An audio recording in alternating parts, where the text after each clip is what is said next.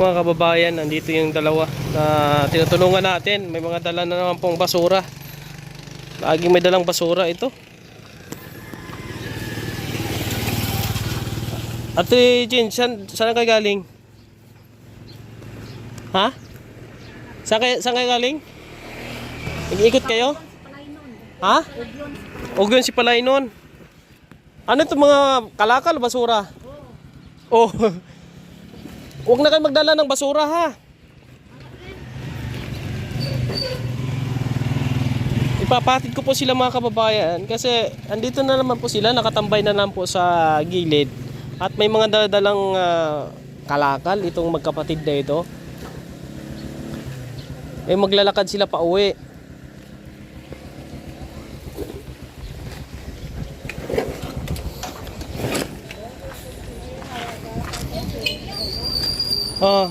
Gilid. Karga mo na yan. Sa sunod, huwag na kayo magbitbit ng mga basura. Ha? Tsaka makinig kayo kay Kuya Raymond. Pagka sinabi ni Kuya Raymond na huwag kayong umalis, huwag na kayong lumayas uli. Kasi kung bibigyan ko kayo ng bigas tapos lalayas kayo uli, useless. No? Kasi hindi naman kayo nakikinig kay Kuya Raymond. Ha? Ano ba laman ito? Yung karton, hidaan ako. Ha? May mga basura, pantapon nyo na.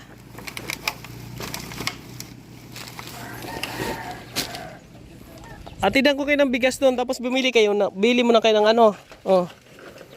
Mga ano, ha? Uwi na kayo. Last ko na nasabi ito sa inyo. Pagka hindi kinakig Kuya Raymond, hindi ko na kayo bibisitahin.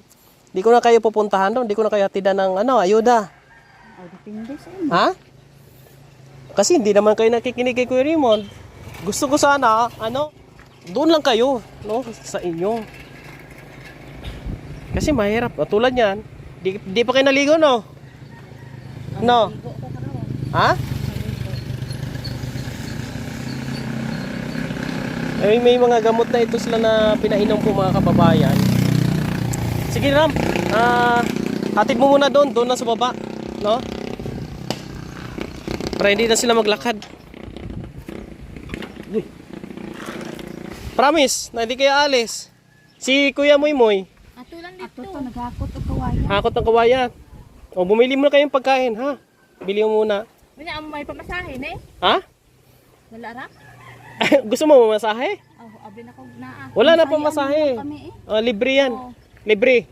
Hatid ka doon sa inyo. Taklat. Oo, kahit po, yung mga basura, pantapon na yan. Ha? Kasi mabigat yan eh. Okay? Diretso na kayo. Sige. Ayun po, mga kababayan, no? Talagang ilang bisis natin sinasabihan na huwag mo nang umalis. Umalis pa rin po sila kapon. May nakakita sila doon sa may bahagi po ng Helmontilla. Naglalakad pa rin ho, dala-dala yung mga basura.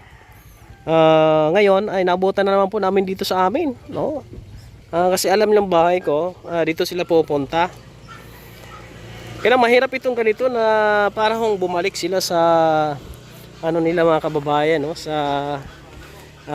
dati nilang gawin, no? Pagala-gala. Ito naging maayos na ito, yung mga kababayan, kasi pinagamot na po natin. May gamot na po ito sa tulong po ng DSWD ng Spalay. Meron na silang napa-check up na po ito. Ito, nakakawa, no? Nakadalawang hatid-hatid na si Rami dito sa kanila kasi 2 times na rin po na nakarating dito sa amin. At yun nga po, mga kababayan, no? Hatid naman uli.